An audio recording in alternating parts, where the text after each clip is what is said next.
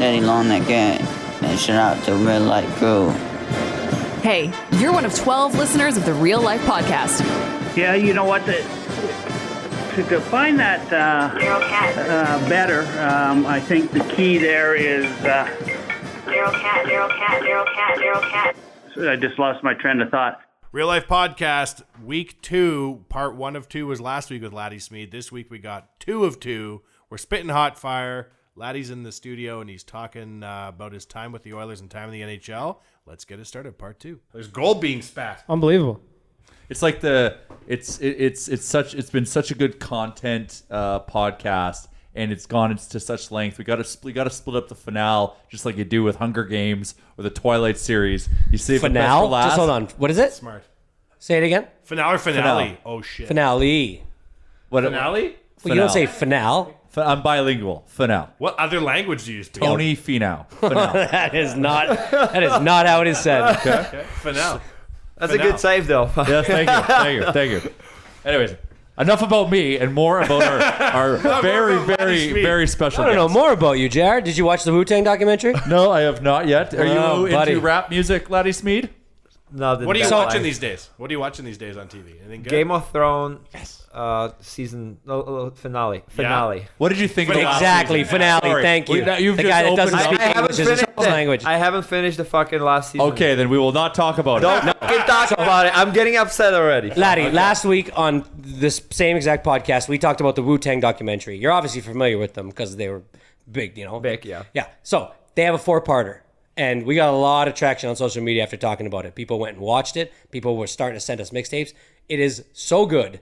4 episodes, 1 hour each. Is it on Netflix? Or? It's on Showtime. It's actually on Showtime. So I watch it on Crave plus HBO. Like, I don't really know. I just kind of say it into the mic and then it pops up. So okay. But it's on Showtime. I'm telling you, it's a must watch. It's really I don't even good. understand how to watch shows anymore. I do what you do. Like, what channel is that on? Yeah, Like, no. You have to get the app and you stream it on your smart buddy. toaster. And I'm like, what the fuck? I don't even understand. I'm telling you. Yeah, exactly. I'm telling you. What channel? CBS? No, it's not on Just CBS. say it into the mic. I'm telling you, it's Chalmers, I can't talk to my remote. I'm not from the year 5000. I keep it OG. You know I fought having a flat screen TV in my house for ages. You did, and always with technology. Yeah, you were. I run projection, like the big really? screen, right? Oh, And I love remember it. when you were little, like the bigger the better. Oh, fucking right. And then the flat screens came out, and all of a sudden it wasn't the bigger the better. No. And I was like, I have a TV that's 72 inches. When the flat screen technology is bigger than that, I'll talk about Oh, it. yeah, fucking. Oh, shit. And then one day they sent out like the TELUS guy's like, oh yeah, man, we can't like even plug your TV into. You don't have cable." HDMI. Fuck you, TELUS.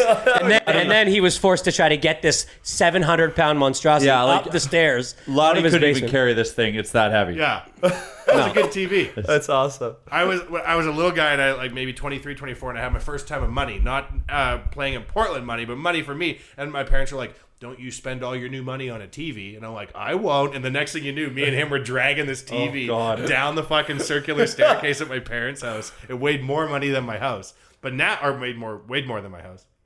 Now when it goes time to watch TV show, it's like, oh, do you have the app on your box on the fucking iPhone? I'm like, what the shit? I can't watch any of these new shows. I don't even know how to get I took YouTube off of all of my kids' iPads because I was just not letting them watch YouTube anymore. They were going down rabbit holes. It was getting weird, and I just had to like get it rid of it. Well, little did I know, all of our TVs have YouTube apps, and so they go on there. Oh man, they figured it out in 5 seconds. Oh, it's impossible. They get technology, it's awful. kids. Like you're in trouble with your young ones. My have 4, and they have this like fucking YouTube fucking for kids. Yeah, well, holy shit, there's like fucking so much wrong shit on it. And it's really not for kids. It's not like for kids. No, it's not really at all. not. I like, you know, YouTube. They have kids. like a quiet time, so they're like watching it, and all of a sudden, like, what the fuck are you like? What is this? It's like a YouTube Kids, and it's like so like inappropriate, weird. Oh yeah, it's like half of it is like in a Chinese language too, or like a Russian. What? Oh man, the videos. Like, there's no idea. Man. There's no. No. It's literally just like it's pretty crazy what they can get involved in. It's on there. Father's Day is right around the corner, laddie. I don't answer my phone that day. You know, weird calls from numbers you don't know. My kids, they want to make contact. I don't want that shit. We set up screen time, so like where we can only have them for an hour. We did that 6 months ago. I'm telling you, we've changed the password 10 times. They figured it out. 9 times. No like way. one time they got their grandmother to tell them what it was. Like kids are crazy these days. Oh yeah, What, they would fucking look bribe over. her, like- They would Hey, look. Grandma, I got They 20 would look bucks here. over. Tell me the password. They would look over our shoulder to get 1 digit. And then turn away and be like, I didn't see it. And they would put that in their brain. Like Shawshank And then they would Redemption. They're just keep training. looking. Like, okay, what was the second digit? Okay. And they figured 9 times, man. I Dude, you caught have them. geniuses on there. Fucking, there's gonna be Oh, fucking maybe what? the CIA? geniuses Fucking- or criminals. I don't know. Either or. That's raising hackers in this day. Oh, I thought you had something to say. Yeah, Just grab keep the handing- mic. Maybe you guys have something Grab to the say, mic. too. Yeah, snatch the mic. This and is you why, gotta- you know what? We'll get 2 mics next time. I have a Next note time here we're in my notes. It says, so when you were going to be part of the Danny Heatley trade, remember that was like hanging in the atmosphere and we didn't know. Did you ever get to see the DVD they made for Danny Heatley? Oh my god. No. So the Oilers made Danny Heatley a DVD during this schmozzle where you were going to get traded. Yeah. And it was like, this is Edmonton. And we heard about it, but no one's ever seen the DVD. You've never... No, never. I didn't even know about DVD. You didn't know the DVD? No. Well, they- I just one morning I woke up and my agent texted me like, you might get traded for Danny Heatley. What was it? Me, Penner, and You and Penner. You were linked to some crazy big Yeah. names. Yeah. Good for you. yeah, fuck. They were trying to convince him to waive his no trade. When this trade came down, he wouldn't waive his no trade. So the DVD was them trying to persuade him to waive his the no no trade. trade. Oh, I bet you fuck. that DVD is I met sad, I met Heather at Tom Gilbert's wedding. Fuck. We had some laughs about Were you like, it. it's almost you I for was me? like, yeah. Because here's the It's like, trade. Oh, you were he said, traded fuck. 1 for 1 for Pronger? Here's the trade. It would have been it was Laddie, Andrew Cogliano, and Dustin Penner in exchange for Danny Heatley. I almost say Cox thank too, God eh? we didn't get him. Man, thank God. That's Ottawa wins that trade. Oh, every day. Every day. Yeah. I bet you Danny Heatley's one of those guys that's somewhere with a Ferrari, and he's just like, yeah, no, Probably it's is. fine. I'm Hell of a fine. guy too. Yeah? I liked him. I met him a couple times. I liked him. But He made a lot of- how did you feel like once you heard that this weird. trade? Like, it, how it you must have been a supposed to- weird month. Yeah, I can't imagine. You're And then trying to. You're a they're good try- Oiler. Why are they doing this to you? Yeah, but Danny Heatley, fuck, hell of a player, man. Like I don't know. Like it's business. Is that? I is don't- It, is it hard to buy in on the one hand and like block a shot with your teeth, but then the other hand be like, oh well, they're gonna maybe trade me and they let me hang. for a It month? has to be, but it's like, fuck. It's hard. I see both. I see both sides. You know, Just- you're trying to make your team better, and this is you firmly believe it's gonna make your team better, and you're gonna win the Stanley Cup with this guy. Fuck. But how I guess does you it- gotta go with that. Sometimes it works though. Sometimes it doesn't. Like you never know until you do it. How do they not know he's not going to waive the no trade though? How does this even Yeah, come that's- out? How that's does the that's structure break down so that's- hard that is crazy, that this yeah. actually happens? The way it happened, like you just explained or described, that's fucking crazy. Nuts. It's nuts. You know, but for me, when I'm talking about like just a straight business and if it would be done the proper way, like That's bad fine. business. Yeah. That's bad business. Yeah, That's a company that's like having real breakdown Yeah, in I- their structure of how they do simple fucking things DVD. like I would trades. love to see the I would give DVD. anything to see this DVD. It's like somebody sailing It's on the gotta boat be through on the YouTube. fucking river. It's like, oh, You don't think this ain't it's probably on YouTube Kids, to be honest with you. Edmonton is a population of 980,000, and if you look to your right, there's the Hotel McDonald. they were trying to sell him on the fucking lower taxes, no? Probably Well, at that you'd time. think, right? Fuck. Yeah. And West Edmonton Mall, all the nice showrooms, Beautiful. the theme rooms. Fuck. Unreal. Great water park. Unbelievable. Great fucking water Indoor park. roller coaster. Amen. Oh my How could God. I lose, says Danny Heatley. Was it weird to come back to work though? Like coming back to Edmonton after they were trying to move you and it didn't go through? Like is that weird or you just got to move on? It's weird, but yeah, as soon as I have arrived here, it was kind of out of my media asked me about it, but I kind of brushed it off. Like you're focusing on the season, like whatever happens. Like I said, it's part of the business, you know, and I understand it better now than I did back then, but I think I handled myself pretty well. You were a pro. I Yeah. remember, You know, like, like you were it- very classy the whole way You know, through. like it happens. Like I would be sad, well, even devastated almost, but didn't happen.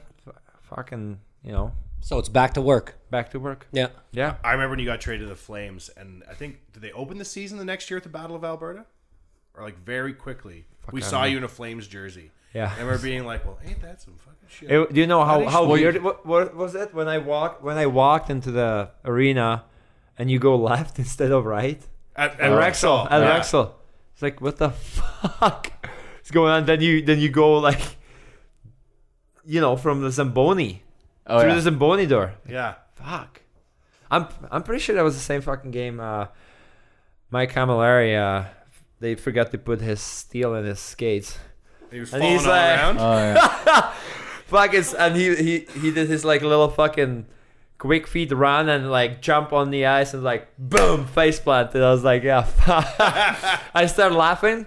I was like, holy! I couldn't even help him how hard I was fucking laughing. So that took my fucking mind off things. And then you come right before the game, right before the anthems. You come like it's dark right at the arena. So I walked in. I did like a fucking hot lap. Didn't see the fucking cable from the TV. Oh, fucking no. trip over it. Head first into the boards. I was like, some guys saw it, but thank God it was dark, so not too many people saw it. It's like fucking like I had like The same game Camilleri had those skates? yeah. It's mayhem. Yeah, it was a fucking. I fucking jinxed myself. It was a fucking karma, man. Yeah, it was crazy. I just pulled up the trade article from the day that you were moved to Calgary on our Yeah. website on OilersNation.com, and one of the first comments is, "We just traded away a grit and ornery guy. That is a massive step back for the organization." Looking through these comments, people were mad, man. Nobody was happy he got traded, laddie. Well, I Everybody wasn't was happy Team either. Smid. I wasn't happy either, guys. Like I still love it here. Obviously, I could come back. And, You're sitting here in Little Brick right now. That tells a lot. Yeah, and I'm from Czech, man. Long way home, man. But I love Edmonton. Like people can say what they want, fucking cold, whatever. Fuck. I have some real friends. I built up some great relationships, and it's always gonna be part of me now. So if you were making a video for the Danny Heatley, if you worked for the Oilers, what would be the top 5 things that you would put on that thing for Good Edmonton? question, Chalmers. Yes, well done. very Good good job. question. Yeah, I like this podcast. Yeah. Top 5 things. Or just one of the things you love about Edmonton, right? Yeah, the water park we know. The people, probably. Joey's Jasper app. Well, Oh, hey, let him answer. now local. yeah. Don't give them all 5 things. Yeah. For sure, people. I obviously when things didn't go well, like they give you sometimes hard times, but mostly it was all positive, and they still sell out the fucking building, even though team is going through some shit. So that obviously that the city. It's been a long battle, making playoffs, not making the playoffs, but they still they support you. They still stand behind you. Yeah. What else? Landmarks. You said water park earlier. You said it was great. It's great. It's great. I like honestly new arena. What do you think of the new arena? Fucking sick, and like I would try to sell them on that. Like the downtown is changing. I think great idea. It helped downtown big time. And You can live in a tower now, walk across a sky bridge, exactly. and be in the arena. Like it's so convenient for people. Have you been in the new dressing room? I haven't, but I need to go. I have to. I have to. That's Can so you cool. just- You can just say, I'm going to go there, and they'll Can you let just in. roll up to Rogers Place and be like, I would have once to- an Oiler, always an Oiler, assholes? I would have to text one of the equipment managers. I don't like. It's honestly great to raise your family here. I feel like, but I'm from Czech. We don't have that many fucking play parks and all that shit, Like, but it's very important. Like when now I have family. Actually, lots to do. Like I can take them, like I said, play parks, a lot of fields, and like kids can be out. Every neighborhood has a spray Yeah. park, a play park, like great fields for soccer, tons of baseball. Like I think it's a very family friendly Yeah. city, and then I would sell them on some bars probably. The Pint? The Pint? all Would of you them. say the Pint? Fucking on the rocks. Oh, On the rocks. Pint on the rocks. Oh, no. Yeah. I went to Mercer a few times. The bars have changed, hey? It's not like it used to be No. back in the day. Like these little kids, the ranch is closing. I heard. Can you what believe a shame. that? What a shame. Unbelievable. well, was it the ranch when you were here? It Yeah, wasn't. but- Oh, yeah. Barry, It was no, ranch, it was but Barry what T's, was that that? What was the 1996. Iron Horse? Iron Horse. What a place that was. Yeah. Oh my Legendary. God. Always like standing behind the bar was awesome. Oh, that place is great. Standing It had- guest bartend there in the middle yeah, of the night. it was Yeah. unreal. yeah. And when was? No, that was way before him. Like Rum Jungle and Bourbon Street. and Rum stuff. Jungle. The I remember Morgue? Rum Do you Jungle. remember up? I remember. Oh, yeah. Oh, yeah. 'cause That was almost yeah. dangerous place though. Yeah, it wasn't great. That was some fights there outside. Well, you got to get in a fight around jungle. You weren't even trying. Yeah. That was the old time. Yeah. Just us garbage guys. Yeah. You had to leave. You had to leave at about 1:45. If you were in that open section in the front with that had the big slope to it when the lights came on, oh man, it wasn't hard to catch a look the wrong way in that place. Oh, for sure. Oh yeah. Some good places. Go play bowling at Reds. Edmonton changed a lot though. Like when you come back home now, do you look and go like, "Oh, geez, this is not the same Like city I left." so many like nice and upcoming areas, and it's getting more modern. And The restaurant scene's changing a lot too. yeah, and I love Calgary. When you go, on the 17 or like a Stevens Avenue, like you have these like little local restaurants, not too many chain restaurants, and it's all local. And I feel like it's coming here too, and it's good to see. I'm big food fanatic. Are you? I love food, yeah, and I love to cook. I love to bake for kids, and even bake. Man, learn baking. That is a shocking piece. Do you go back to Calgary for the Stampede every year? I went for the first time last year because I was here, so Right. I went. What'd you think? Crazy. And were Did you you like, take in why all- did I start going like Crazy, early? and I was with Johnny Hockey too. Oh, child, my God. Going to the How'd Stampede you walk with through Elvis. that place? Yeah, with Elvis. Yeah, With Elvis. it was Little Elvis. Little Elvis. Elvis. little Elvis, fucking crazy. But it was good to see. Good Yeah, I bet it experience. Like I like to have fun, and it was good. Like it's good for a city. That generates a lot of money, and like it's a lot of fun. Yeah. Like I'm not huge in fucking rodeo or No, fucking but that kind of shit. that's the thing about the no one Stampede. is. Nobody Yeah, there is. Cowboy yeah. for 3 days. Just fucking, yeah. Yeah, you buy a cowboy hat for 7 days of the year. Yeah. Wear them at the Stampede. What were Flames fans like as a Flame? Like we're Oilers fans. We know realistically we're the same people, but we hate them. Like how were Flames fans to deal with those? As a player?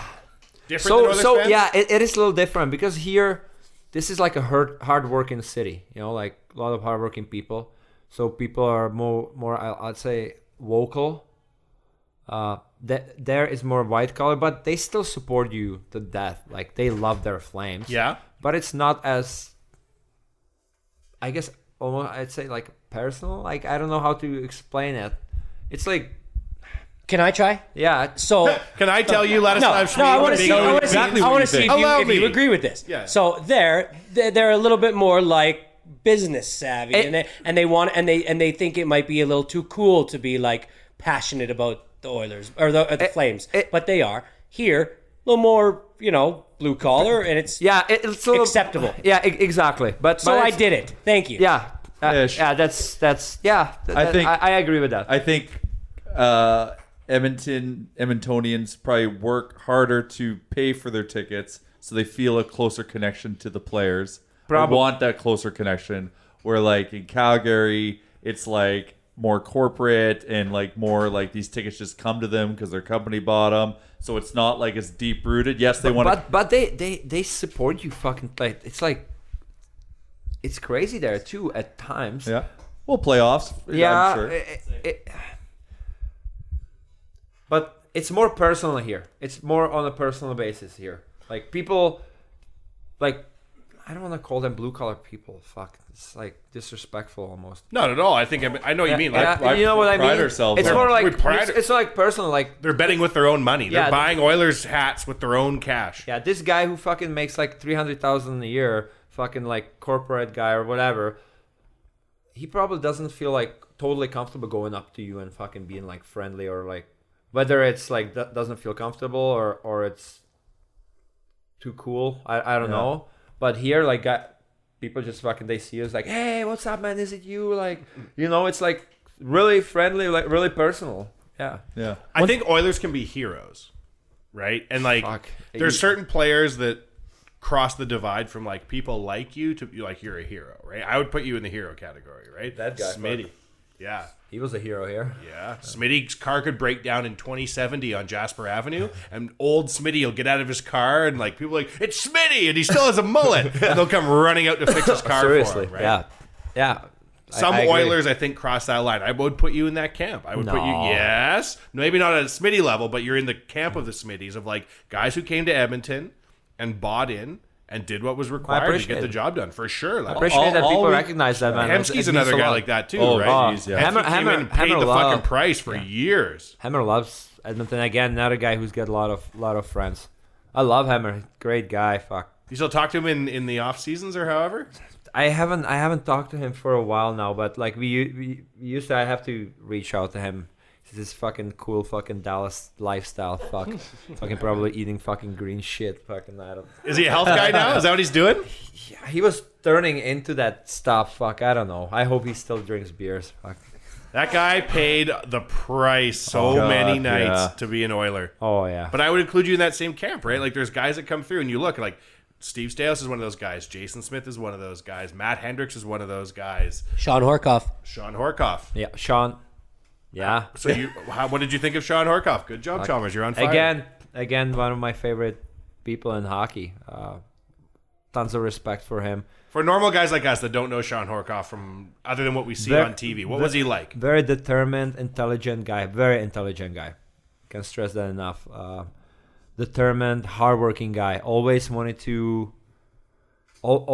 get better. So whatever fucking, he would do anything to make himself a better athlete or better hockey player. So he would fucking buy whatever fucking it took to make yourself better, or train different programs, or like stay up to date with where, like a Chelios, a fitness machine, right? Yeah, like really smart, and one of probably my favorite captain I had. Like seriously, I really like Hork. Like, That's interesting. Yeah. What makes a good captain? Lead by example. Doesn't have to even fucking talk that much, even though he would have few words, but just, I think you're like born to be captain. It's not like you either have it or you don't. And I feel like he had it. Just whatever he did it right. Like you can have fucking, like, from production standpoint, like point wise, you don't have to have some seasons are better, some are worse, but he showed up every night, and he wanted to. I think he was.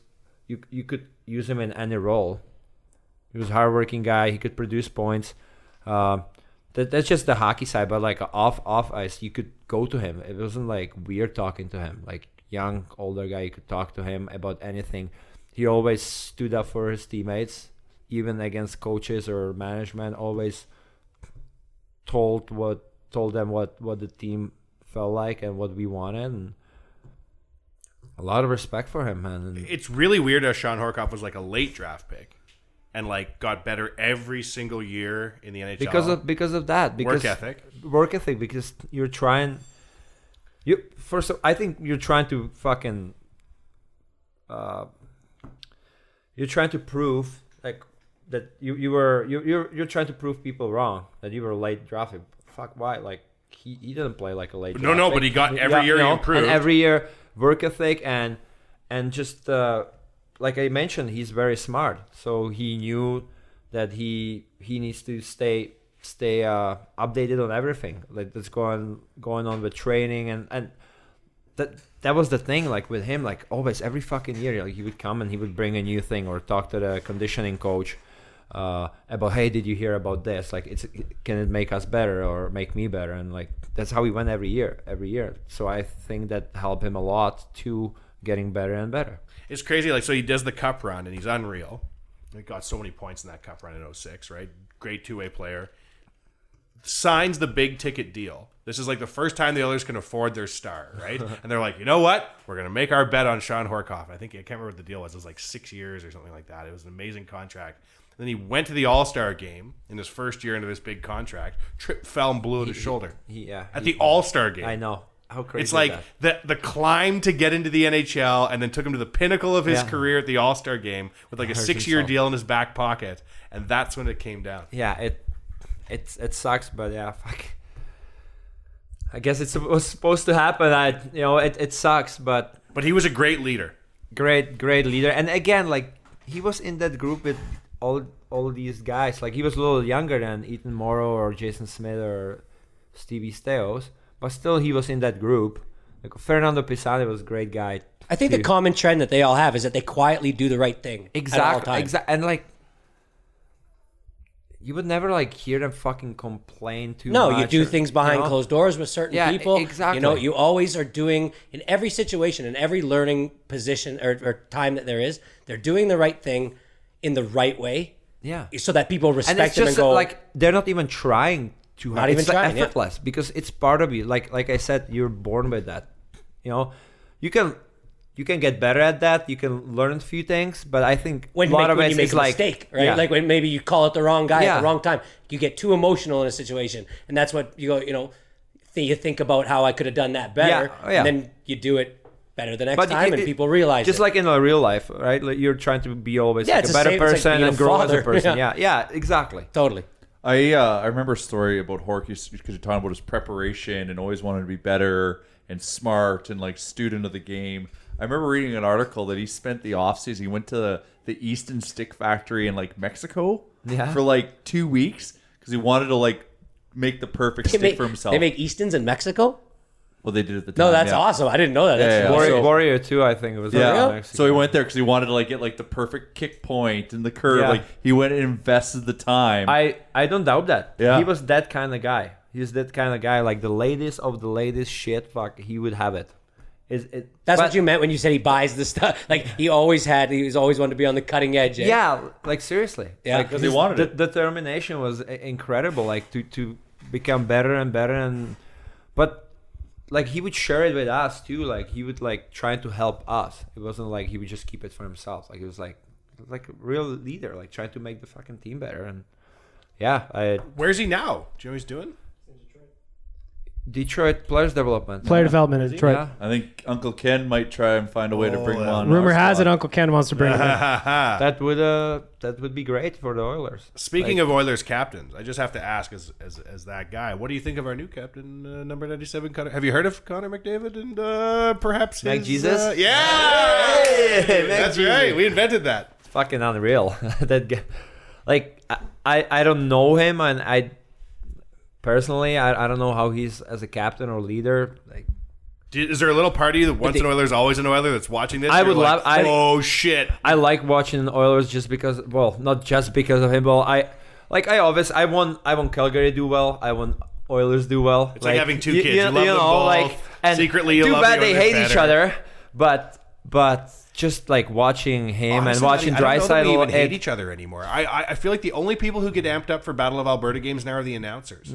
Honest to God. They're like, boy, oh boy, the Battle of Alberta. And fans are like, yeah, it's not like I mentioned. Lucic punched Smith in the head 2 years ago at the end of the season. That was like the highlight of the Battle of Alberta since your days. Fuck. Yeah. Like the Lucic popped the goalie in the head and we all went nuts. That was it.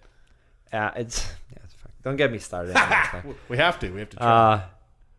Yeah, where were we? McDavid. Yeah, McDavid. Like he has those same aspects as a quiet, does everything the right way, the quiet way. Yeah, I guess, but I can imagine like somebody giving me C at that Young early age. age. Now it's like the trend. I don't know if it's wrong or right. I don't know. Like he's the best player in the league, in my opinion.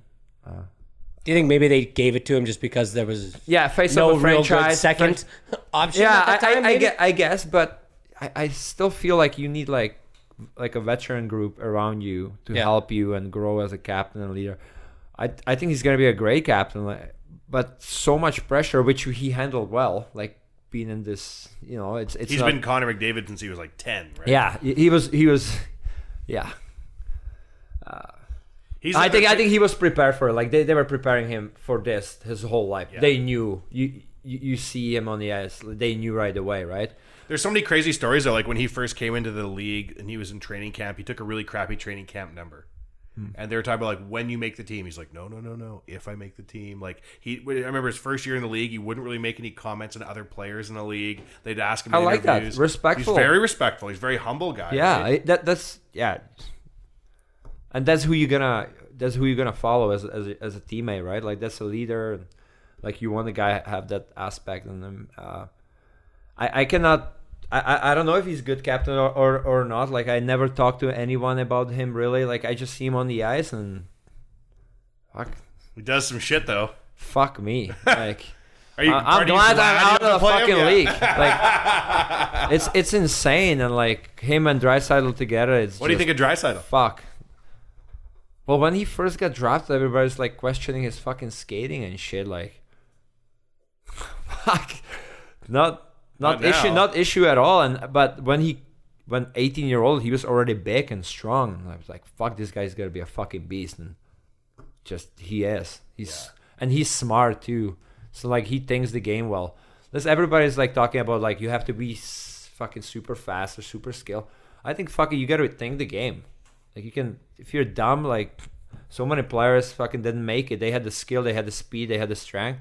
If you don't think the game well, you're not gonna be in the NHL because most of the guys can think the game well. Almost all of them who are in the NHL, and yeah, I think he's a stud, and like he's like fucking like.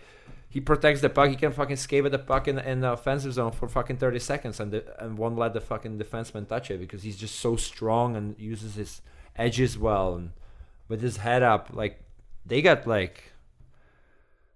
Yeah. Do you think the OL, and I realize this is like quasi conflict of interest, but like, do you think the OL can turn it around? Do you think we're going to be okay? Yeah. I think so. Can you tell me the story of how it's going to be okay? I'd like to hear it from you, I'm not a manager, so I don't know, but... They need few pieces. Not gonna go into details, but I believe they brought Holland and Dave Tippett now too. Yeah, that's I know a lot of people who played for him, and I didn't hear anything bad about him. Like Good communicator. They should have tried to bring him earlier. I feel like he was. Well, we've had only 8 coaches in the last 11 years. He was available. Like he did some good things in Arizona, and that was his latest gig. But and obviously Holland had a lot of success with Detroit, and I believe they can turn it around. It's crazy that GMs make $5 million now. Hey, yeah. Can you imagine that? Yeah, 5 years, $25 million US. It's nice, but if he can turn it around, yeah, he'll earn every penny. Worth every penny, and. Other teams turning it around. Why couldn't Oilers turn it around? Look at the Blues. Yeah. Last in the league this year, and now they're in the Cup Finals. Like I believe that. Like, I know it's probably hard for Oilers fans to believe that because every year is the same song about we gotta be better. But I don't remember too many years back in the hard days, which you were a part of, where we had 200-point players. Yeah. I don't remember that day. No, and that's a hard part that you have 2 players like that. And you still don't make a playoffs, like you're far from playoffs. Hey, how far? Well, I don't know how. 8 roster players out of 23? Come on, laddie. He still has to live here. I don't think he's willing to give us that. I don't want to get into that, but I know. obviously a few pieces are missing, and I hope they're gonna turn it around. Like, look at Calgary, but Calgary was always like around a playoff spot, kind of always. But this year, even though playoffs didn't go as well as they hoped. Look at them in a regular season. Mm-hmm. They were a fucking beast. Yeah. Fuck. And they did it within like a fucking 4 or 5 years. With your little buddy Johnny Hockey there, yeah. skating rings around everyone. Yeah. He's amazing. He is fucking... How he isn't a smudge on some boards and some rink somewhere because just too smart. Just that's exactly hockey sense. Like that right there. He thinks the game. Thinks the game ahead of you. Yeah. That's why he's so good. And he's obviously quick. He's got skill, but he thinks the game so well. We've kept you for a lot longer than we even anticipated because this has been so good. But what's kind of next for you? Like you mentioned, maybe you have one more year in the Czech, and then do you have a plan to keep playing after that, or do you maybe want to do like something what Sean Horkoff did, player development, that kind of thing? Yeah, like you mentioned, player development. One more year in Czech, and then I want to move back to Edmonton. Really? Yeah. Oh, good show. Well, kids are more Canadian than Czech, so. We're gonna be based here. Do you have a house in the Czech Republic? Yeah, I do. Yeah. I do. Keep that forever. I'll think about it. I'm thinking yes because I still want to go there every summer. Yeah. But something like a player development that would fulfill me. I feel like I have a lot of experience in the NHL and on the international stage. Played in Europe. I think I have lots to give and. I'm gonna be 34 next year, and I feel like you have a pretty good connection to younger players when there's not this like a 40-year-old gap or 30-year-old gap. I still feel that, like I mentioned, experience and the gap is really small. I can relate to them. And You can talk about Fortnite if you have to. yeah, oh, fuck that. but especially working with like European players, I know what it took and how hard it was. You can help with culture shock. Exactly, and just ease them into it. Hopefully I'll be fortunate to score some job in the NHL. I know it's not a lot of people want to do that, but It's almost having to make it again, hey? yeah, it is. But I always say everywhere, NHL is the best league, and I was fortunate enough to play in it, and it was the best time of my life. But again, like if you wanna, I would like to do player development at the NHL level. I don't know if I'm gonna be able to do it right away, or if teams are looking for some more experience, and I'm gonna have to start somewhere else. But one day, that's my goal to make it to the NHL again, and hopefully at the player development role. Well, as a organization here, OilersNation.com. Excellent URL shout out. Yes, / the Nation Network, who has zero pull over any team's decisions. I would like the Oilers to try to hire you into player development, because I think you embody exactly what I think an Oiler should be. Yep. Someone who comes, cherishes the opportunity, molds their game, to what it needs to be, and puts in the effort and the care to win. And sacrifice. The sacrifice. And is willing to stand up for a teammate. Once again, I'm old school, and I love that shit. Thank you. I really appreciate it.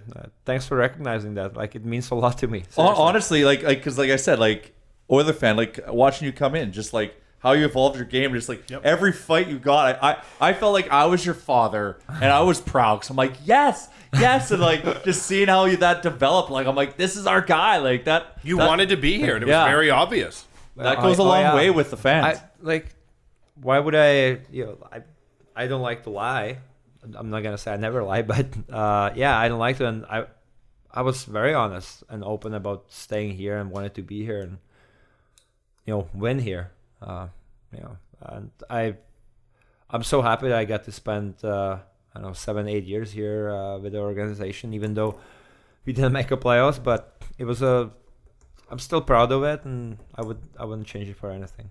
Seeing as you had to sit out that last year for your health and make sure that you were okay, how big of a decision was it for you to go back and play in the Czech Republic? Well, when doctor told me that I could try it again, I wasn't even thinking about any other leagues. It was my hometown was the only choice, because they played the top league. I'm familiar with the management. They spent all that money developing you when you were 6. Yeah, no, time to recoup that on the back end. Yeah, pretty much. I felt like I've giving something back to them and going back, even though probably first half of the year of the first year wasn't exactly what I was hoping for. It's hard to be back and playing hockey after a year and a half. Yeah. I was always I kept in shape, but just like the timing on the ice, and like I was skating mostly by myself in the off season, and all of a sudden you have a bunch of other guys on the ice, and like half of the year was really hard, but then I got used to it, and played this year, went well, and hopefully we can have a successful year next year too. One of the things, just talking about coming back from long-term injury, Sekera this year, after blowing out his knee and then blowing out his Achilles heel, like, did you think, I don't know how closely you follow, but like, I thought that guy was done. He came back and he was unbelievable. Poor guy. Like year and a half off, though, kind of like your situation, right? I can imagine like what he went through, but obviously, and he's signed, right? Yeah. Still, yes, and he's a hell of a player, and it just shows that I know him a little bit, and he's a hardworking guy. He's one of those guys. He's like, I think only hardworking guys like you guys can come back from that time off. Yeah, like you have to be determined to make it back and like being even better. I'm sure he put a lot of time and work. He came back and he was playing like 16, 17 minutes a night within like 3 games of being back. To come back to the NHL, and you said like the timing, but like to come back and still have that like elite level patience he would have in the blue line, where he's just like waiting on guys to go past him. I'm like, holy fuck, like this is why we signed him for all those sheets. Yeah, he's still got it. He's a hell of a player. Yeah. He's a hell of a player. Well, I think we're going to wrap it up so we can let you go live a rich and full life. But, Laddie, thank you so much for coming in today, buddy. Like, seriously, like, you're a heck of an Oiler, and we hope to see you in these mean streets, Edmonton, again. Thanks, guys. I really appreciate it. I really enjoyed my time here. Have you got holes to dig, earth to pack, and roads to build? Then you need to call Japa Machinery Group. Does your equipment need a service? You can't fix stupid, but here at Japa Machinery Group, we can fix everything else.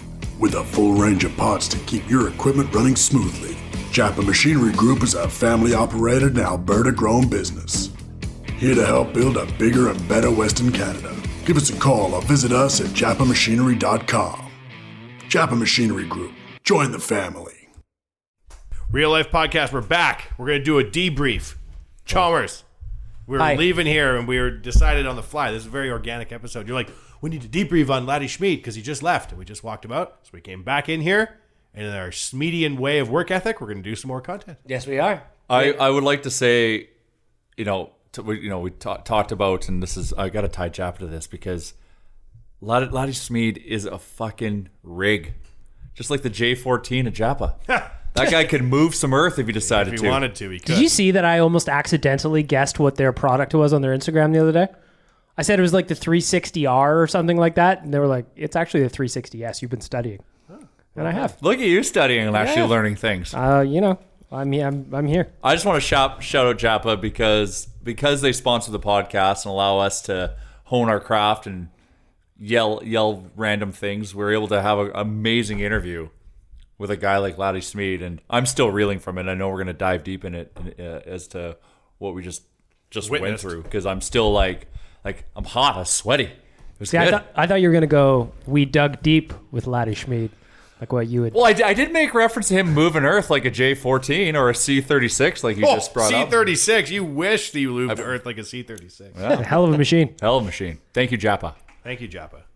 So, I really liked everybody in here liked Laddie Smid when he was a player. There's a cup of water in front of me that he was drinking. That I'm taking a photo for the Instagram account, and I'm gonna say this is Laddie Smid's water. Yeah, if you want to tune in, this is my. We're totally gonna try to clone him, right?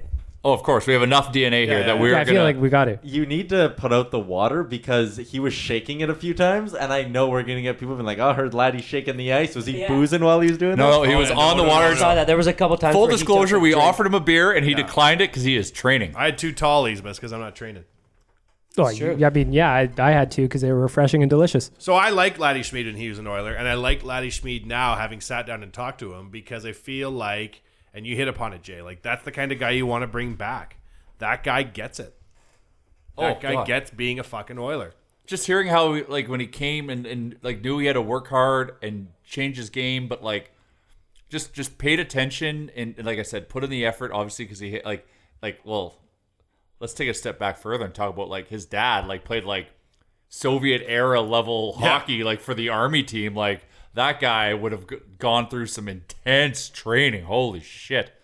But for Laddie to come here and hone his game to be able to stay because he wanted to stay and do all the sacrifices that it took to do it. And then, like I said, like bring the tough elements from the game. Like he said, he never fought or hit really before he came to North America. And obviously had the will to want to add that to his game and did a great, and had a great career doing it. To me, that was one of the most impressive things, that he played the European style of game, not as much physical contact. And then when he comes over here, he's looking at guys like Steve Stais, guys like Jason Smith, seeing how they're playing the game. And he's like, he wanted to add that element to his overall game. And I just, that was endlessly impressive hearing him talk about why he wanted to do it, fighting for your teammates, all of that. It was great. It was incredible. Yeah, I thought it was great.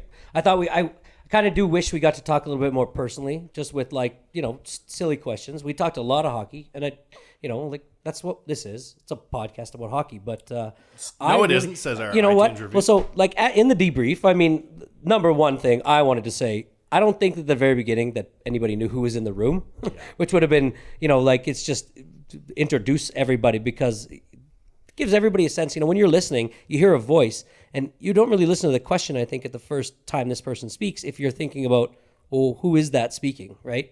And so that was one thing I thought, and obviously, man, we're all learning this shit on the fly. Full right? disclosure, I have no fucking clue what I'm doing. Exactly. I'm like, oh my God, Laddie Smid. And that's why I think let me just go get my adult-sized Depends from the fucking store. That's why I thought a debrief would be great. It just so happens we needed 15 more minutes of content. So we're going to do it on the pod, man. We're going to show everybody what's up. All the great shows in after show. The Hills. Yeah. It's not all just champagne and fucking chocolate covered strawberries. There's probably a celebrating. podcast out there about this podcast. Absolutely. An infinite parallel world. Oh my God. I dare you to take a sip of Laddie Smid's water, Jay. Oh, jeez. Just I think take you a have sip. to. Just take a sip. I'm going to. What if That's he's water. sick? Oh my god. I hope I get What the if you swine turned flu. into Laddie Schmidt? Yeah, what if Jesus? Oh, He's double gonna go sip back cheese. and listen to it and be like, those fucking Those guys are weirdos so drinking weird. my I goddamn guarantee water. that is you, so- in 6 hours, I'm going to have abs of steel. In 6 hours? That's all it takes. I don't think Anyways. we were that weird. Number two, Schmidt. no. I thought we no, were good not at guys. all, not at all, not at all. But I just think that we could, I think in the future, there's a lot to talk Thomas to him doesn't about. like That's this the problem. podcast, I don't think. No. I Great loved being every here. part. Doesn't like the Oilers. I liked it. I liked it a lot. Wish it was an we oil don't can. have a podcast studio yet. Let's be honest, right? We're moving towards it. We are, and no thanks to me. Let's put it that way. Well, no thanks to us. Shit either. happened. It happens when you party. And so, yeah, when we do have it in the basement and we have, there's 4 of us doing this interview with a 5th person and a sound engineer, right? That's 6 people in this room. This table can safely do 6 people, but it's just we don't have enough mic stands. Me and Bagged Milk are sharing a mic over there. The logistics of doing the interview are a little tougher. So because- these good mics that we have here, we're Yeah. ordering 2 more. Yes. Your M checks on it. Yes. So when we move downstairs, we're gonna have only these. Yeah, and they'll be stationed on the table. Like, if you can picture having a table with Laddie, Wanye, Jay, and then a sound engineer Yaremchuk. There's then me and Bagged Milk over on the couch. And when I asked my first question, Laddie looked up and kind of looked around and was like, "Where's this going?" Like, "Oh, they talk too." And I think it was cool though. well, sure, but I think the introduction might have helped too, right? Letting him know that these 2 guys are actually on it. They're not just sitting here because they want to be in the presence of Laddie Smid, right? Which is also true. I mean, it is, right? But the fact is like a little bit letting just people have to, the less guessing that people have to do, I think would be great, and that's where I think the debrief comes in. So do you feel like he was uncomfortable, No, or were you I think- uncomfortable? I was uncomfortable. Ah, I'll be completely got to honest the with root you. of it. I knew it was about him. Yeah, hell no. He was comfortable from, That's fair. It's a fair statement. They think, when somebody comes in for an interview, and because I remember feeling, they feel like they have to carry something, like that we want some world life-changing answer or something, but it's just not the case, right? We just want them to talk like normal people, and we did a great job, I think, at that. I think that he was comfortable, hence why this is a 2-parter, why he stayed. We gave him ample opportunities to leave, and We asked him, you want to go? I was like, get the he was fuck like, out of we here, got Laddie enough here. Schmidt. He was Get like, out of here. No, I He's love like, this no, too I'm much. having a good And time. he's like, I'll never leave Wanya. I'll Right? kick your ass. I I, don't- was like, I'm going to get you a 13th follower. I'm like, Right. "Ooh, So I don't geez." think our weaknesses here are making somebody feel comfortable and having a good chat with us. That was everything. It was just that right off the bat, it was like, I don't know. I thought he just maybe thought people were following. And so anyways, we're going to do that. And that's what's to come. And we'll always be getting better at it. Like with the Brandon Davidson interview, we just so happened to all be sitting at the table. He knew kind of who was there. And so immediately he knew that there could be a question coming from the left field over here, right? Yeah. There could be a question coming from first base. Like he just knew what was happening. I think right? we did a better job with this one on kind of letting the player talk. Yeah. As opposed to jumping in. It's still something that we're always going to have to work on, but we're team up with questions, letting them tell their story and kind of the framing climb it and all part that. about getting I in the think, NHL. that was no, good. learned and a I lot think, of like things. you said, Wanye, the goal is that we want this to be player friendly, where they can come, don't feel like they're going to be getting grilled. We just want to hear their stories. That's what we just want to hear, right? Yeah. Stories about hockey. Now that was hockey heavy stories, and we like that. I would like some more real life heavy stories.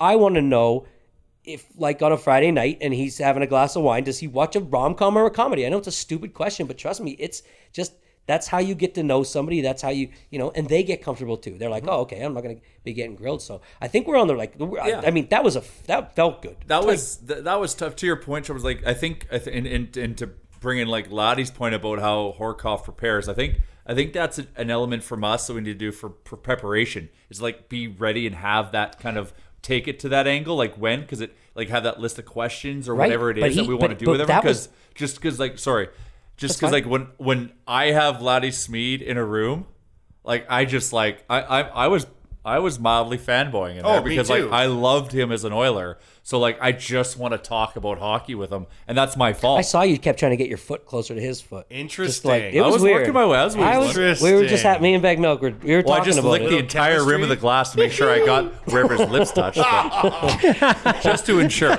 Yeah, did you see when we were going to do the debrief? And he said, "I'm taking my mic back," and he went and sat down and started getting close with the mic. No, just kidding. But I'm just anyways, melting his mic. I also think that What were you just saying? Oh no, just talking about like because you're right. I think it's important we bring in that real life thing. It goes back to like the real life like conversations outside of hockey when we have these guests.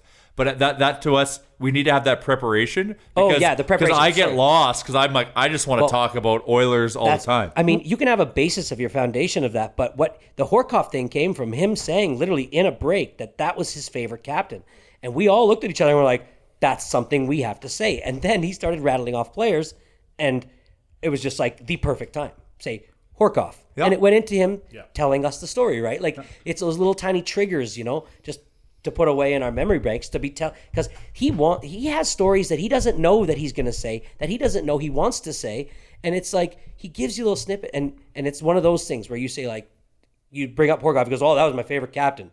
That right there is like a moment in time where I could tell you guys all looked at each other and were like, we got to bring that up. Well, and you can tell when you ask the right question or we trigger in on something because then his body he got excited and he's like he got into it, but like the preparation thing I was talking about though is like if we want to bring real life stuff in, like I think we have to like actually think about what the things we want to bring in, like asking those questions and have them ready somewhere. So when we had them ready. We engage that piece of paper because all I'm gonna do is like because like once again I go back to like Oilers fan Jay. And I'm just like, oh, like I just. They call it like the this or that, right? And it's like the this or that. It's like, on the thing it would be like comedies or rom-com. I just want you to tell me comedies or rom-com. And most of the time they'll just say the one word, hip hop or rock, beer or cocktail, big party or small gathering, shoes or sandals, would you passenger rather? Or driver. And at some point that will trigger a thing and a story where they will say their answer and quickly the first thing that comes into their mind from the answer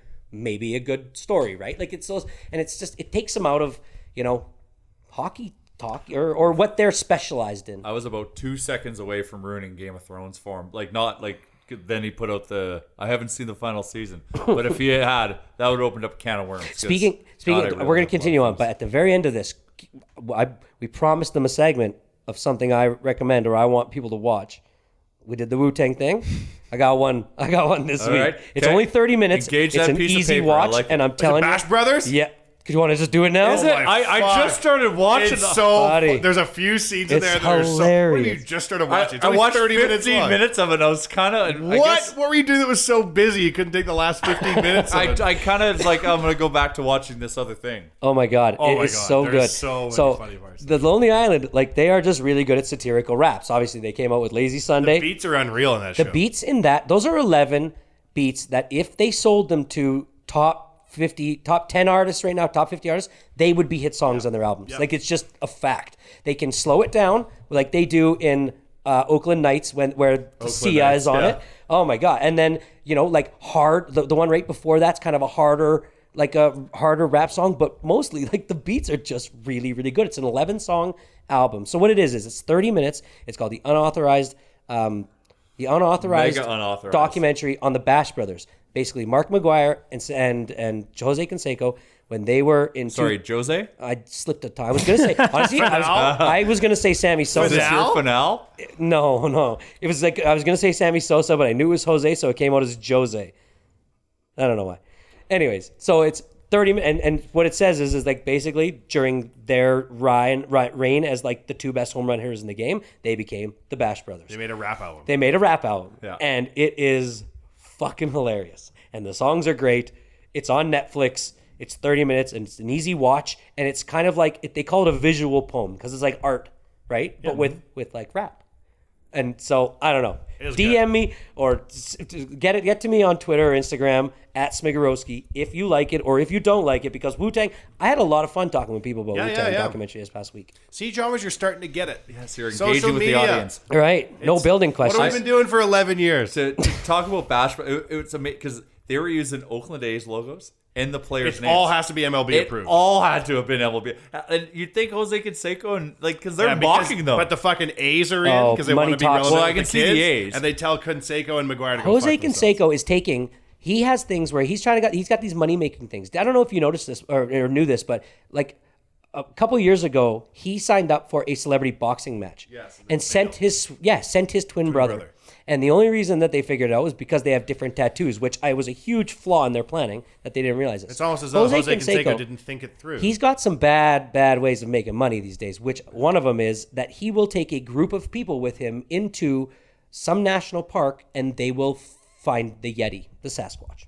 That is a plan of his. It is unfucking believable.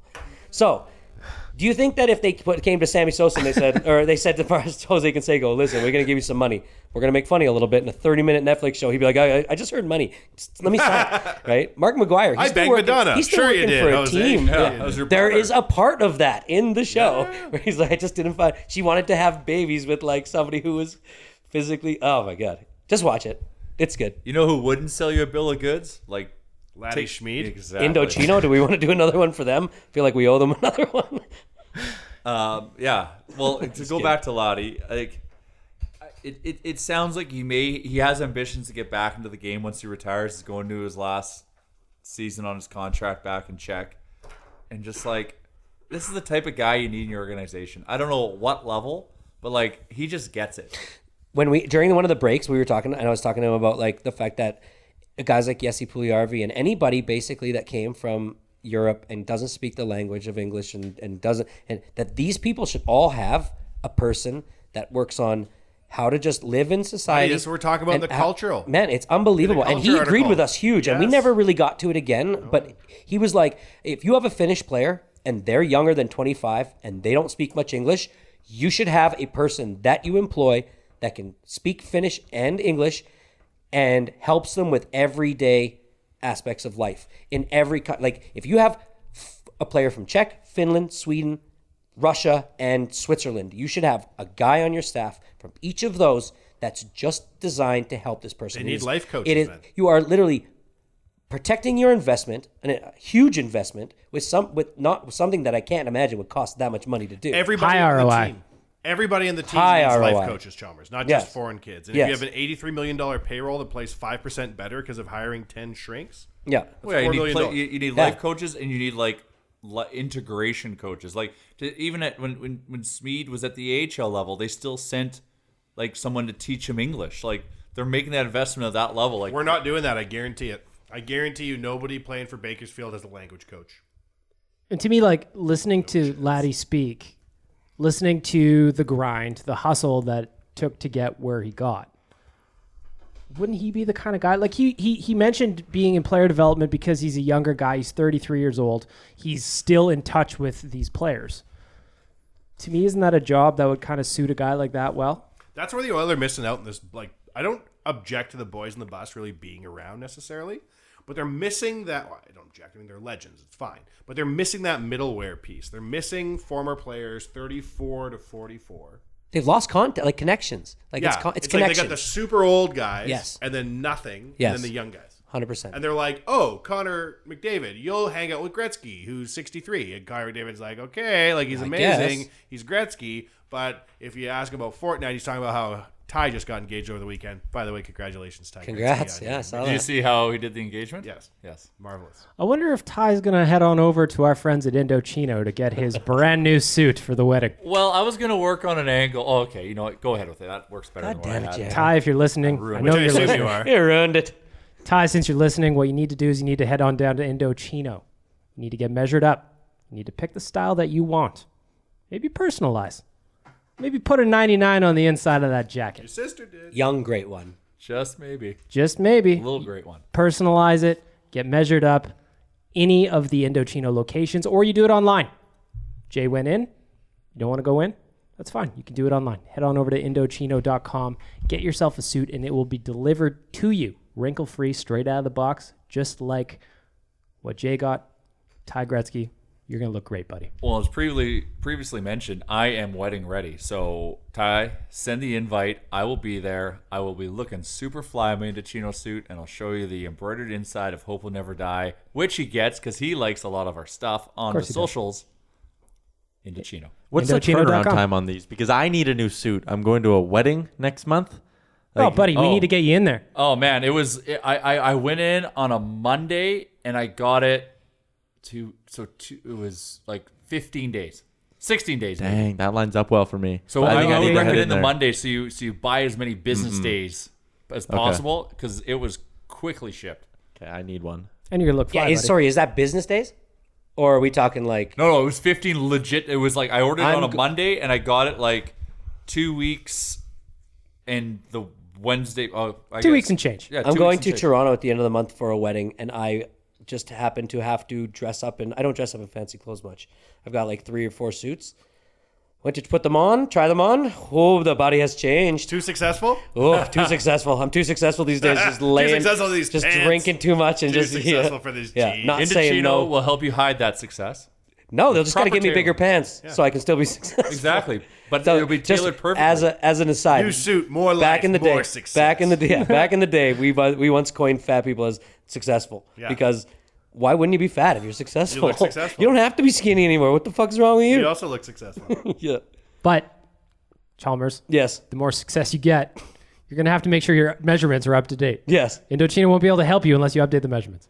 Indochino.com. I was gonna work a terrible angle for Indochino. Well, very good angle because I'm associated with the very sexy Peter Nedved, and that was gonna be my angle. But It's interesting to get a glimpse of Peter Nedved in return. that's what I love. How much of he's a pimp. He had and a he probably Rolls has pimp Royce. suits like Indochino. I picture him on like a black and gold Firebird back in the day. I swear to God, there's a picture out there somewhere.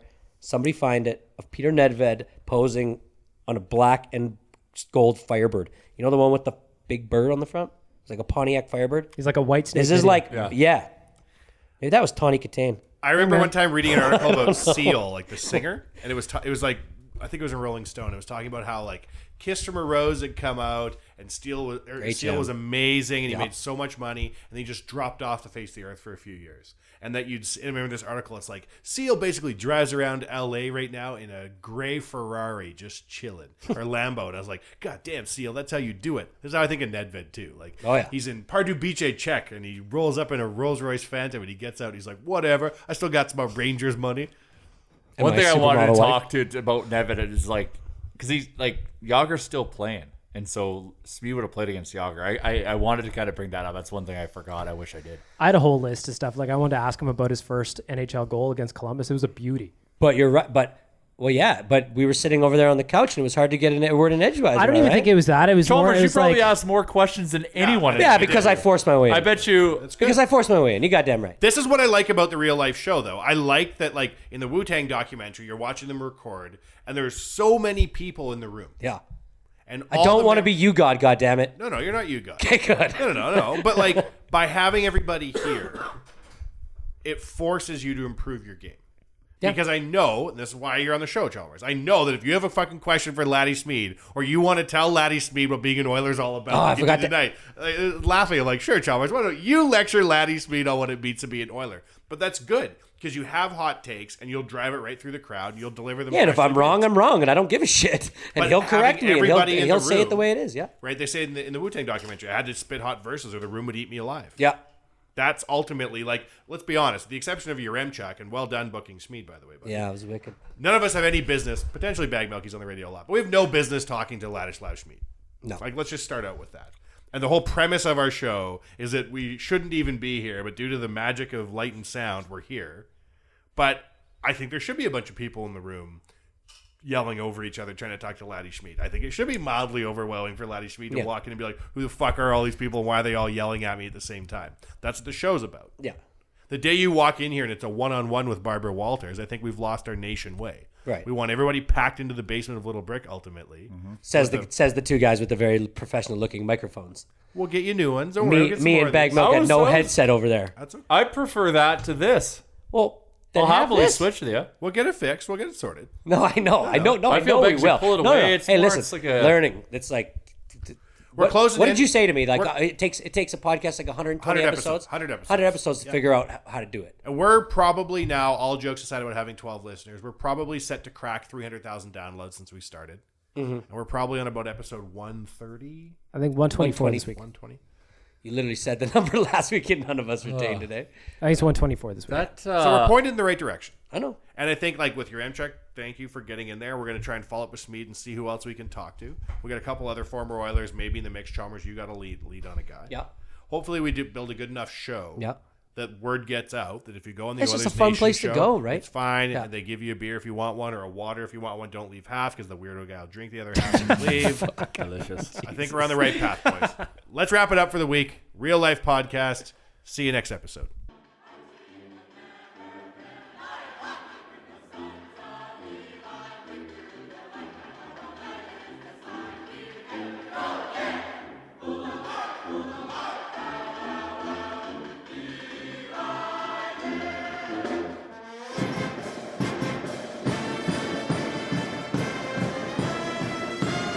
Excuse me there. I just lost my train of thought.